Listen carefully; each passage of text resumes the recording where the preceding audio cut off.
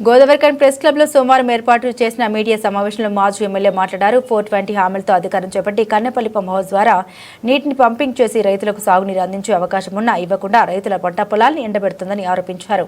అలాగే కాళేశ్వరం ప్రాజెక్టుతో సంబంధం లేకుండా వరద నీటిని సుందిల్లా అన్నారం బ్యారేజ్ల వద్ద స్టోరేజ్ చేయవచ్చని ఈ ప్రభుత్వం అది కూడా చేయడం కాదన్నారు. కాంగ్రెస్ ప్రభుత్వానికి కేవలం బీఆర్ఎస్ పార్టీని కేసీఆర్ ను బదనాం చేయాలని ఆలోచన తప్ప రైతులకు సాగునీరు అందించాలని ఆలోచన లేదని దుయ్యబట్టారు. ఈ మీడియా సమావేశంలో బీఆర్ఎస్ నాయకులు నడిపిలి మురళీధర్ రావు, మారుతి, గోపు, ఐలయ్య యాదవ్, బొడ్డు రవీందర్, నీరటి శ్రీనివాస్, మెతుకు దేవరాజు, దొమ్మెటి వాసు, చింటూ, శ్రావణ్ తదితరులు పాల్గొన్నారు.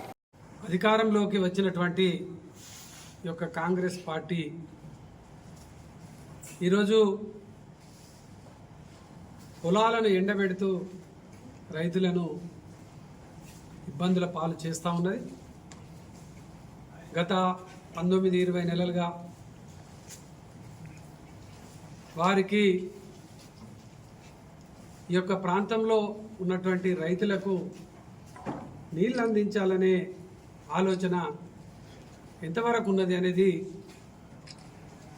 మనకు తేటతెల్లం అయిపోయింది. ఇప్పటికైనా వాళ్ళు బుద్ధి తెచ్చుకొని ఇప్పటికైనా ఆలోచన చేసి కాళేశ్వరం ప్రాజెక్టు కేసీఆర్ గారు ఏ విధంగా అయితే నీటిని కన్నెపల్లి పంప్ హౌస్ ద్వారా ఎత్తిపోసి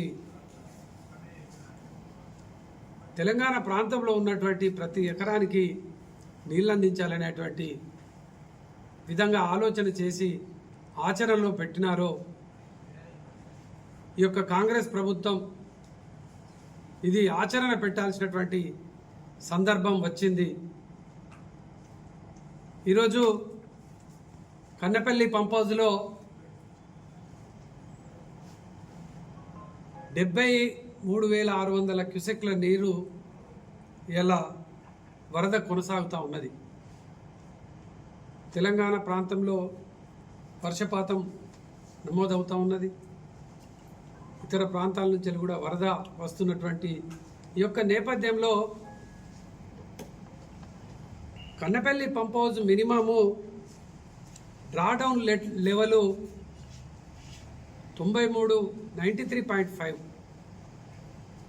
ఇప్పుడు నీళ్లు 96 మీటర్ల ఎత్తు నుంచి వెళ్ళి నీళ్లు పోతూ ఉన్నాయి. ఇలా మేము డిమాండ్ చేస్తూ ఉన్నాం, పంప్ హౌజులు ఆన్ చేసి రోజుకు మినిమం 2 TMC వాటర్ అయినా కూడా ఎత్తిపోవడానికి అవకాశం ఉన్నది. ఏదో అబద్ధాలతోని అబద్ధపు ప్రచారాలతోని ఎన్నికల సమయంలో అక్కడ 80 పిల్లర్లు ఉంటే 2 పిల్లర్లు ఏదో డ్యామేజ్ అయినాయి కదా, వాటిని సాకు చూపి ఈ యొక్క ప్రభుత్వం ఇప్పటి వరకు ఆ యొక్క వాటిని పిల్లర్లను మరమ్మతు చేయకపోగా వచ్చినటువంటి నీళ్లను ఇలా సముద్రంలో కలిసే విధంగా చేస్తూ ఉన్నారు. వీళ్లకు కేసీఆర్ గారి మీద బీఆర్ఎస్ మీద బురద జల్లడము, కేసీఆర్ గారికి వచ్చినటువంటి పేరును మళ్ళీ ఎట్లా దాన్ని తీసేయడం అనే ఆలోచన తప్ప వీళ్లకు రైతుల మీద ప్రేమ లేదనేది ఇలా అర్థమవుతూ ఉన్నది. మేము ఆ రోజు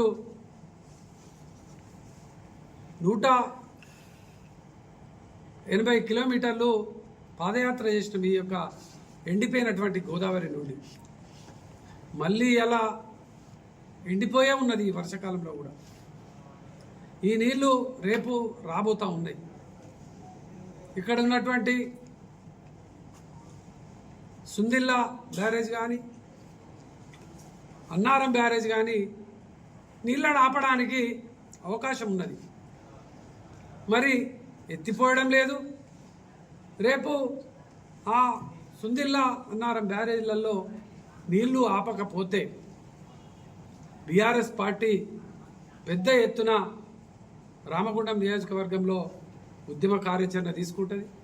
ఎందుకంటే ఈ గోదావరిని 5 ఏళ్ల పాటు సముద్రాన్ని తలపించే విధంగా చూసినాం. ఇక్కడి ప్రజలందరూ కూడా రామగుండం నియోజకవర్గ ప్రజలు కానీ, ధర్మపురి నియోజకవర్గ మంత్రి నియోజకవర్గ ప్రజలు కానీ వారిని ఆస్వాదించి పడవలలో ఇక్కడ మత్స్యకారులు అనేక మంది బతికిరు.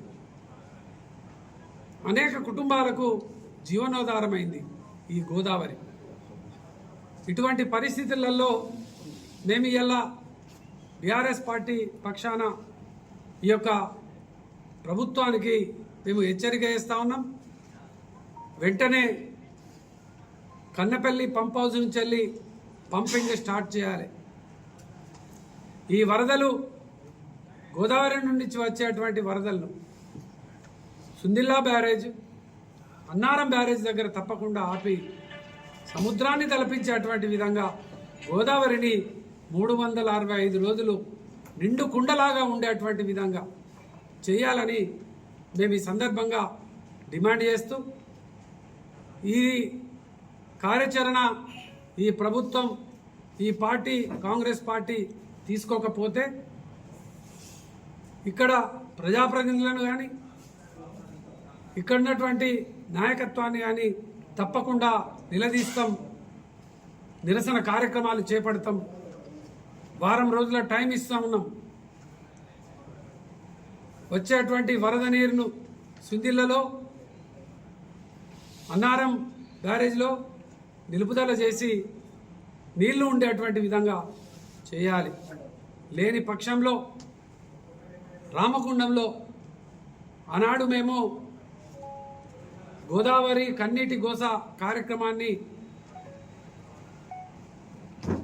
చేసినప్పుడే, పాదయాత్ర చేసినప్పుడే ప్రకటించినాం. ఈ నీళ్ల కోసం పోరాటాలు చేసేటువంటి పరిస్థితి వచ్చింది. మళ్ళీ నీళ్ల కోసం ఎలా ఉద్యమాలు చేయాల్సినటువంటి పరిస్థితి రాబోతుంది. రేపు ఈ నీళ్లను సముద్రంలో కలిపేటువంటి పరిస్థితి నెలకొంటే మాత్రం పెద్ద ఎత్తున